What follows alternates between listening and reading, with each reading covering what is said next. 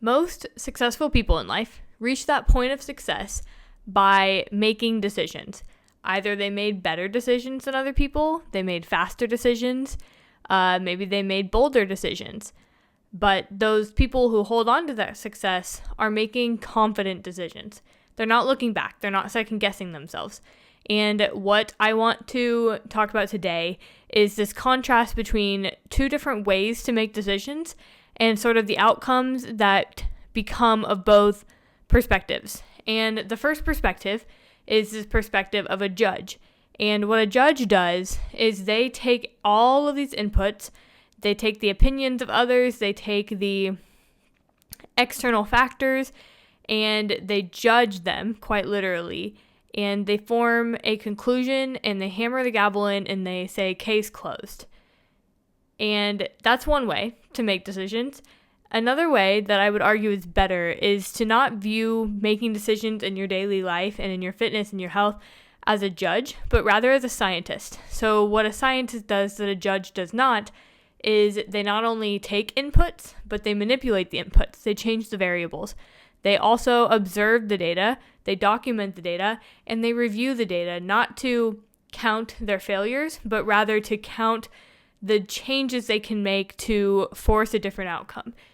A scientist doesn't hammer the gavel and say case closed. Instead, they make a same conclusion, an equally as concluding decision before knowing the outcome. They aren't looking at past historical data and needing other people's opinions to make a decision. They are rather taking the inputs that they have in front of them and getting to the outcome of oftentimes another question to fuel the next experiment. A scientist isn't calling it a final decision. Instead, he's calling it a hypothesis, which is where I think we need to go when we're trying to decide our own lives, decide our own daily habits, and that's what I want to talk to you about today. I hated science as a kid and as a high schooler. I remember hating the idea of writing a hypothesis because I was so scared of being wrong, because if you got it wrong, you had to answer all these questions that said why you were wrong, and then oftentimes they made you change your hypothesis and run it back again. And I hated that about chemistry and when we had to do those experiments because I just wanted to get them done as fast as possible. But like science, life is just this endless stream of hypothesis. And what's different about that is the way a judge rules a case is that the case is closed at the end. It should be, at least. It should be final ruling. There's no more changing the outcome. There's no more changing what happened from the court case. But in an experiment, that's quite the opposite. Every answered hypothesis just asks more questions. The reason I didn't like science was because each experiment became this stream of more and more and more questions. And I used to want a clean-cut answer. I used to want to be right, which means hypotheses were scary because you oftentimes were wrong. But I wanted to be right, and then I wanted to be done. I wanted a court ruling at the end of every problem in my life. But as I've grown up, I've realized it is more like a science experiment. There is very rarely a time when a problem is solved and you move on like you would from a court case. And so leaders don't have to just not make decisions because of that fear of being wrong. I think I went from that span of hating being wrong, and so I just stopped making decisions because then if you don't make up your mind, you can't be wrong. And I thought that was better, and it wasn't, because decisions can still be firm. They can still be confident, even though you're possibly going to have to alter them if new information arises. And that's what a scientist is so good at. They balance the objective decisions free of current emotions. Most scientists don't act upon experiments with emotions involved. They have an urgency for action, even though they're being patient and not recklessly being ignorant to the new information that arises, that comes in. And instead of viewing our daily decisions like a judge, and even in our health cases, as a court case where every wrong and every failure is a sentence for guilt and shame. That's what happens in a courtroom. That final ruling either throws somebody in jail. It locks you up in handcuffs. And I think many of us are going about our life making our daily decisions and our daily habits. And when we screw up, we're treating them like handcuffs, like we're sentenced and like it's a negative. But if we treat our failures more as like an improper hypothesis, we can just restructure it and try again. I think that's a much more positive way to live, a much more fun way to live, is to treat it all like a game, treat it all like an experiment, an ongoing experiment that you get to tweak along the way. And so that's what we're going to talk about today. And instead of seeing every failure as a sentence for guilt and shame, and that every success is still forced to be defended upon, because truly, even the person who wins in a court case isn't actually a winner. They don't feel like a winner because court is gross. And so what I say is that a scientist can have failures that don't feel like failures, and then successes that actually feel like successes. Whereas if you're treating your life as if you were the judge on the stand, all failures are guilt and shame towards yourself or others, and all successes don't really feel that good either, because they still depicted upon ruining somebody else's scenarios. That's what happens in a court case, because if you win, somebody else loses. Whereas a scientist, many people can win, many people can lose. It's just a much more beautiful way of structuring our decisions. So, what does this mean? Well, adopting a scientist mindset in your daily life means approaching challenges, habits, and emotions as experiments, using curiosity. We had that curiosity episode where I said that curiosity is a much better fuel for life than anything else, because you're never going to reach the end of that curiosity. And studies actually show that the more curious you become, the more curious you become, which is backwards, because you think the more answers you'd find, the more you just know. But the more answers you find, the more questions you uncover to answer. So it's a beautiful thing.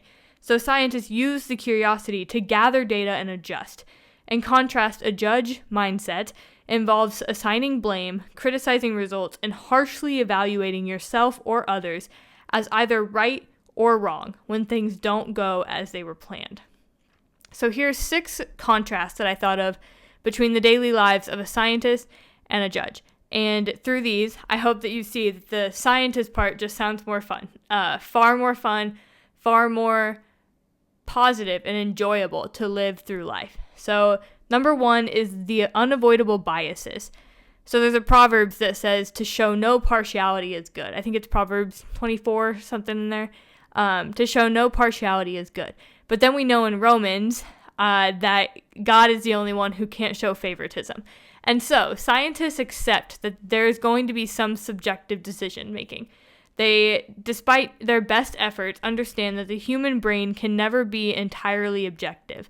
That's why scientists use double-blind studies or placebos, because instead of feeling so confident that they're going to make the right decision and that they tweak the results to be the right decision, instead they set themselves up to fail almost by making sure that they aren't picking the outcome. The outcome will happen whether they want it or not.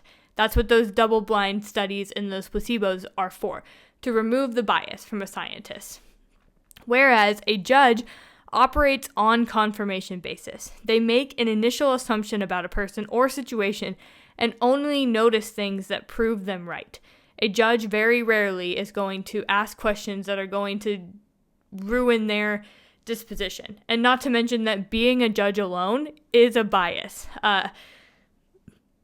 There's a reason that we don't run around saying you should judge as your people. Judging other people is technically wrong. And so it's saying that what my beliefs are getting put onto you. And so being a judge in itself is so biased. And in your own life, if you were judging your life as if you are the judge, you might be doing that as a third-person point of view, which seems objective, but we're probably more biased to tear ourselves down than we are to pull ourselves up. For most people, there are probably some people who have an ego problem, but I would argue that most people are going to destroy themselves more than they need to.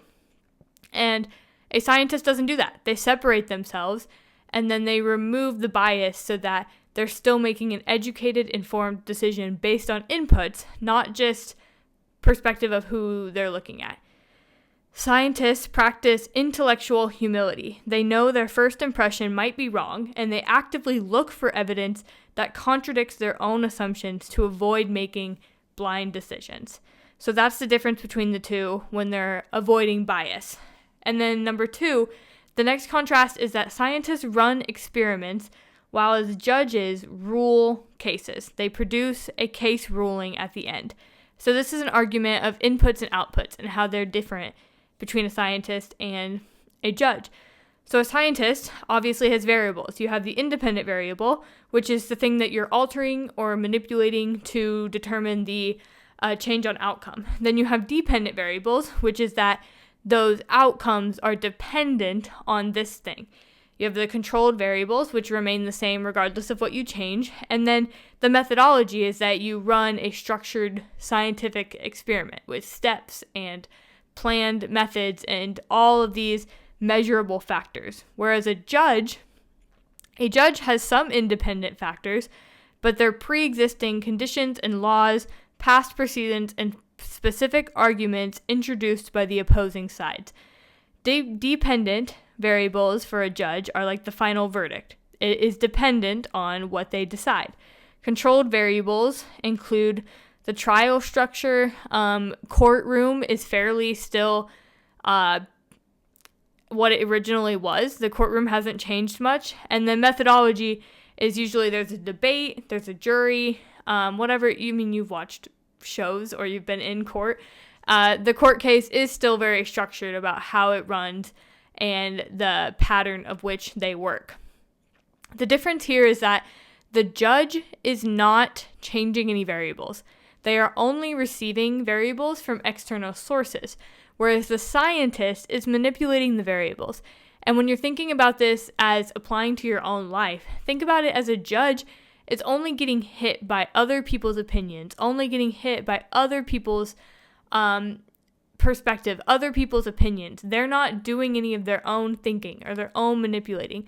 A scientist is the opposite. A scientist is handcrafting their own experiment. And so when you're thinking about your own life, being a scientist sounds more fun. That means you are building your own experiment that is this life. You are crafting your own workouts, your own nutrition plan. You're not just taking the inputs of what everybody else says. A judge is going to scroll on Instagram and see things like, oh, this person went vegan. Oh, this person's doing a full body workout. And they're going to start judging those and then maybe implementing them into themselves, but really just judging them. And that's not like a productive way to live, because you're not doing it for yourself. You're doing it to just judge others or to appear good to others by really only doing what you saw them do. Whereas a scientist is unashamed to just live their own life, try something different, fail, and then grow from it. It's just a much better process. And we'll cover a little bit more specifically what that looks like. But basically, scientists participate by manipulating variables, recording data, repeating the same experiment over and over again to check for consistency. A scientist's inputs are dynamic, isolated variables used to map a cause and effect. A judge sits in a chair. They listen to the opinions of others, and they aren't supposed to be allowed to think for themselves. A judge's inputs are static pieces of evidence used to determine a final verdict of guilt, innocence, success, or failure. So what that's saying is that a scientist is participating in their own life.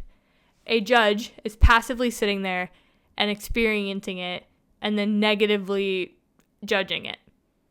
And when I'm thinking about my own life, I'd much rather be a scientist participating than a judge bypassing it.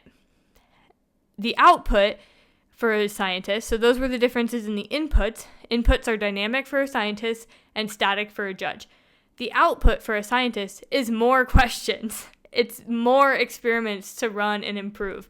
And this whole unsatisfied mindset is that we will not be satisfied here on earth. The C.S. Lewis quote hangs behind me. If I find within myself a desire that which nothing in this world can satisfy, it is only probable that I was made for another world. But while I am in this world, why not have some fun? Why not run experiment after experiment? Sometimes I think that we're given these bodies that have pains and aches and sicknesses to just test, to just play around with them. And it's so beautiful to do that from a mindset of being saved in Christ, because it's like, yeah, I can break my leg and walk around on it for 3 weeks, and I can think, I survived that. What could I have done differently to prevent the broken leg?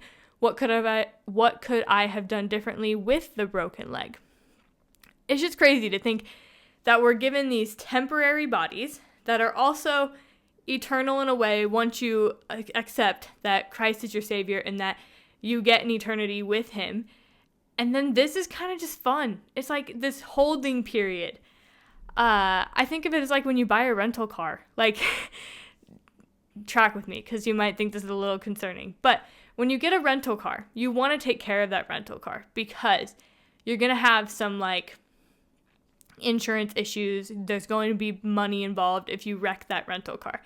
But there's a piece of you that's like, this is not my car. I can just have a little fun. If I get in a nice little accident, I can leave this piece behind me.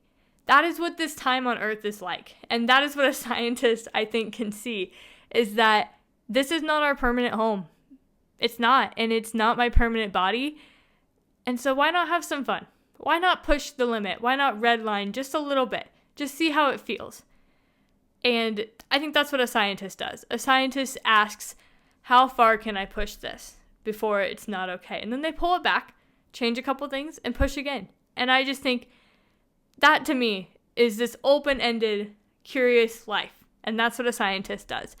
A judge asks things that are only accusatory. So a judge may ask questions after the output that is like, why did you do that? What is wrong with you? See, all of those are negative connotations. They're already assuming guilt on you before you even had a right to answer. And a lot of us go through life already assuming guilt on our scenarios, on our actions, without actually giving them time to sink in or be fully evaluated. So the output for a scientist is more questions and time to improve. They ask things like, what factors led to this outcome? What can I do differently next time? Whereas a judge's output is labels and then literally handcuffs. And so living a life with a judge perspective means that you're going to be constantly labeling yourself and handcuffing yourself into an identity rather than just accepting a failure as a failure and moving on. The third thing that is different between the scientist mindset and the judge mindset is collecting and reviewing data. So a judge, again, just takes what they're given. A judge comes into a case and they sit down and they're given historic evidence, and all of this evidence is sort of, again, biased to prove a point. It's not just a collection of evidence. It's the specific points of evidence that that person, the plaintiff or the defendant, is hoping will prove them right. Whereas a scientist documents and collects all data, whether it matters or whether it doesn't. A judge relies heavily on emotional evidence or single isolated events, like if a project fails once, they rule that this will never work again. Whereas a scientist says, look at this trend of data. The track, they look at like data points and the overall trend over time. Put it on a chart. They log their energy levels. They track their sleeping habits, their sleeping patterns. They track their HRV, their VO2 max. They track their mileage over time. All of these data points combine into something that can be formed into a hypothesis and then tested and manipulated. They aren't just looking at historic evidence. They're looking at current data and projecting forward. A judge isn't projecting forward. A judge isn't taking a murder case. A murder case is sort of already done, and a judge is making a ruling over something that happened in the past. So I hope you can see the difference, as a judge is only focused on the past, whereas a scientist is one devoted to the data in the now so that they can be better in the future. And this whole mindset of being a scientist means that you are setting goals and evaluating yourself now, evaluating your successes and your failures, but only for the hope of being better tomorrow. And that just highlights how we should view our daily habit, our daily lives differently. And how I would suggest, this is my favorite part about being a scientist in life, is that I have data tracking in everything. I mean, it's easy with your phone and the health trackers. You get sleep data, you get HRV data. I track my macros and my calories so that I can see how I feel on this day. What did my diet point to? What would my diet have said if you had the objective evidence of what I ate in that day and how I performed? All of this data can be used And even like journaling. Journaling is a data collection tactic and strategy for being better tomorrow. So where judges only look back at the evidence from the past and they define a failure or an incident with this court ruling, a scientist never stops documenting only for the hope of being better in the future or trying again in a different way. The fourth contrast between a judge and a scientist is that the judge views disagreements as an argument to win. This is focusing on how collaborative being a judge and a scientist are. So a judge is not collaborative at all. There's one guy in the black robe. He gets to hit the hammer, the gavel on the table. They listen only to others to find the flaws in what they're saying and use it against them. A judge is not going to ask you about what you ate for lunch yesterday or your family. They're only going to ask you things that apply to the problem they're trying to solve for you. I think a lot about a judge is being deflective. Like, I don't know if a judge ever solves their own problems or if they just focus on solving other people's problems. And you can see that direct problem in your own life. If you're a judge looking around to solve other people's problems, it's like the verse, don't judge others who have a twig in their eye when you have a plank in yours. That's so true about being a judge. You can't look around and start solving other people's problems when you have problems you need to solve for yourself. A scientist is different. A scientist views disagreements or criticism as peer-reviewed evidence, peer-reviewed documentation. They value peer review because they know that will only make them better. They listen to alternative viewpoints to fill in their own blind spots, believing that two minds get closer to the truth than one. The fifth thing that is different between a judge and a scientist is that a judge closes the case. At the end of the day, they hammer the gavel into the table and they say, case closed. Scientists don't do that. The judge demands finality. Once they label a habit, a person, or themselves as lazy, bad, or unfixable, the case is closed and growth stops. So let's say one night you eat like way too many cookies or that whole box of Cheez-Its that keeps coming up. If you eat all of that crap and you just label yourself as gross, disgusting, fat, whatever the word may be that you label yourself as, that's what a judge does. They label it, they put handcuffs on it, they slam the gavel into the table, and they say, case closed. What does a scientist do in that exact same scenario? The scientist accepts that the conclusions happened. They say, I ate a whole box of Cheez-Its. And then they leave the case open because one, new information could come in, and two, they know that they can change the circumstances by manipulating some variables. So for personal growth, the scientist starts updating the theory, updating the process. They never close the case. They are discovering or studying in the present participle, meaning that discovering never becomes discovered. The judge is judging, and then they judged. It ends. It's past tense. The judge will make the final verdict, closing the doors on any new information, whereas the scientist will break down, why did I eat that whole box of Cheez-Its? Did I sleep less last night? So then my ghrelin was higher. Did I sleep less and so my GLP-1 hormone was lower? And so then I wasn't getting as satisfied. And if I wasn't getting as satisfied, then I kept eating the Cheez-Its. And then they look into the future and they say, because I ate all those Cheez-Its, I didn't sleep well because my REM sleep was never able to get into that rest and digest. And if I was never able to get into that rest and digest, then my run sucked in the morning because I wasn't able to wake up and have the energy from a bad night of sleep. And if my run sucked, then I feel worse the next day because my run didn't give me the outcome I want, and it just keeps spiraling. So what a scientist then does is they reverse engineer and say, so next time I want to eat a whole box of Cheez-Its, I'm going to connect that moment to the next day when my performance sucks because I didn't sleep well, and it'll stop the outcome because I just did a qualitative analysis of what will happen if I do the thing. A judge does not think that hard. They just slam the gavel in and move on.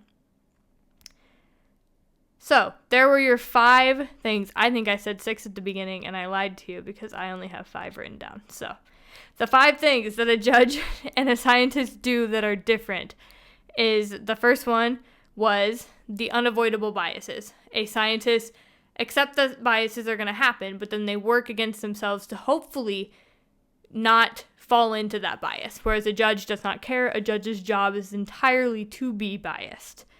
The second one was running experiments versus ruling a court case. So a scientist sees making decisions as a process, whereas a judge sees the decision as the final ruling. The third one was the variables and mixing into collecting and reviewing data. So a judge only looks at historical data given to them, whereas a scientist makes their own data by changing variables. The fourth one was prioritizing collaboration because community is key in everything we do. And a scientist embraces community. They embrace criticism and outward opinions, whereas a judge takes outward opinions and judges them based on their own opinions and their own prejudices. And then the fifth one was that a judge closes the case, but a scientist sees it as an ongoing decision to be evaluated over and over again and tested and restructured and run again, and just continually being curious about the next outcome. So to close this up and sort of make sense of how I'm working to be a scientist, and I think I've always kind of been a scientist in my daily life, but how you can implement being a scientist and not a judge over your own life. So we're going to walk through my daily routine, and I'll show you how I use this perspective to make my day better. First thing, my morning routine. I wake up early, and the first question you might ask is why? And as a scientist, it is because I know here's your hypothesis, if I wake up early, then I will be productive more throughout my day. That is my if-then for every morning, waking up at 5 a.m. And then I start factoring in the variables.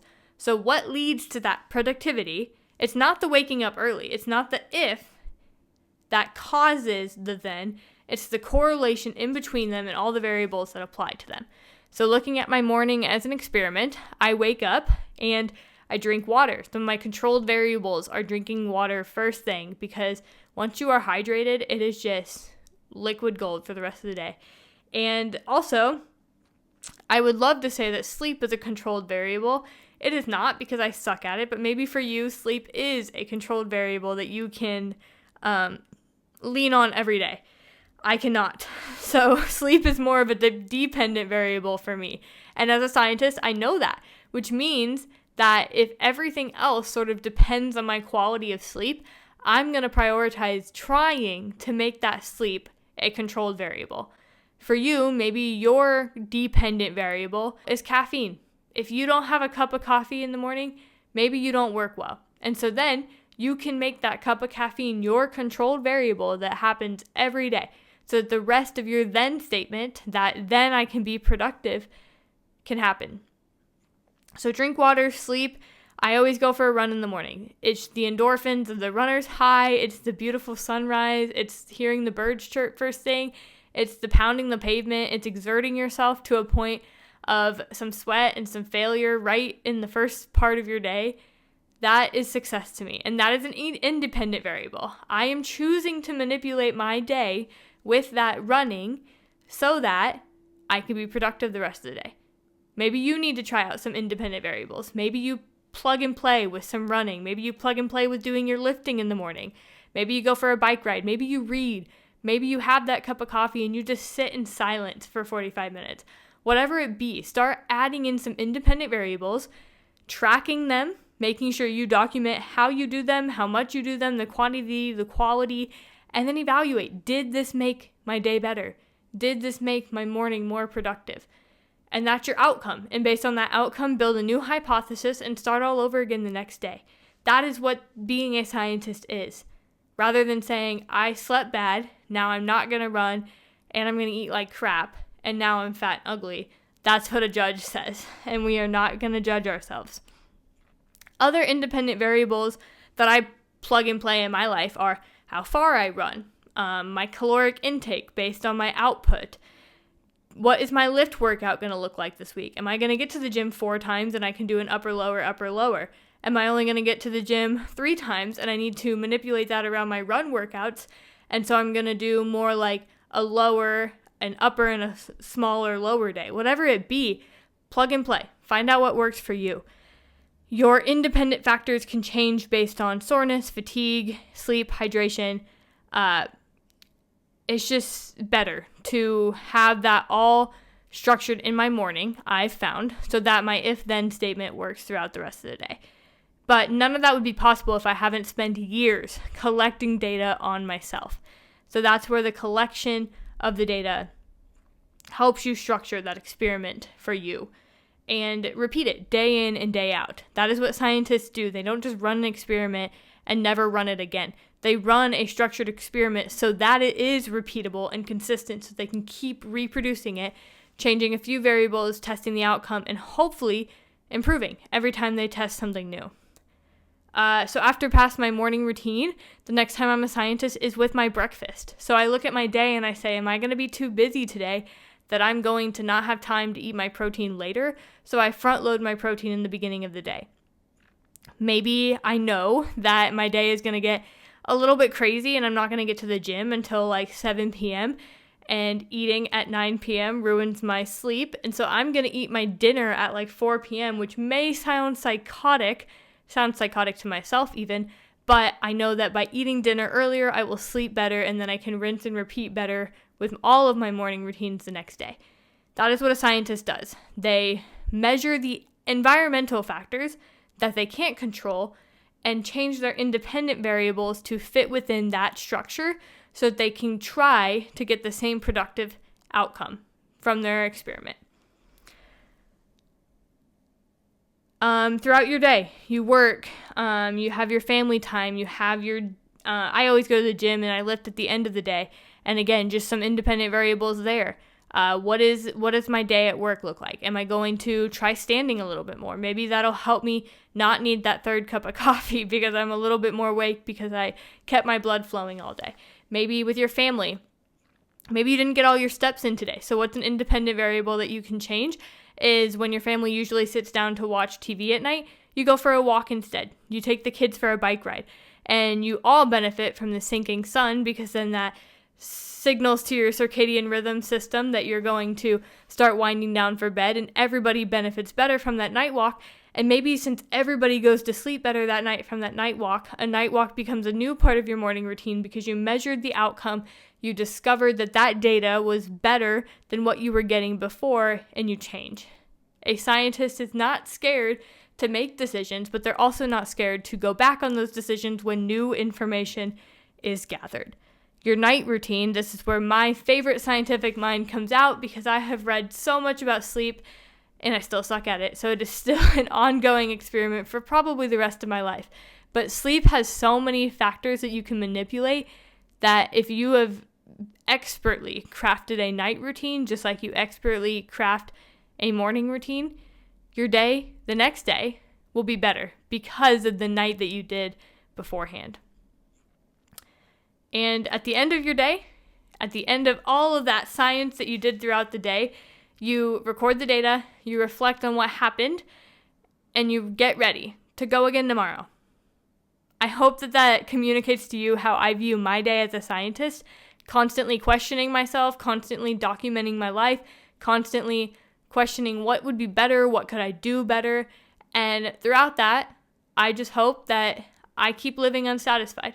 It's worked for me. When I slip into the judge mindset, I quickly realize how awful I feel because I'm not being very nice to myself and I'm probably not being very nice to the people around me. And as soon as I flip it to being a scientist, I become more curious and I find more questions to ask, and I also find more answers to those questions.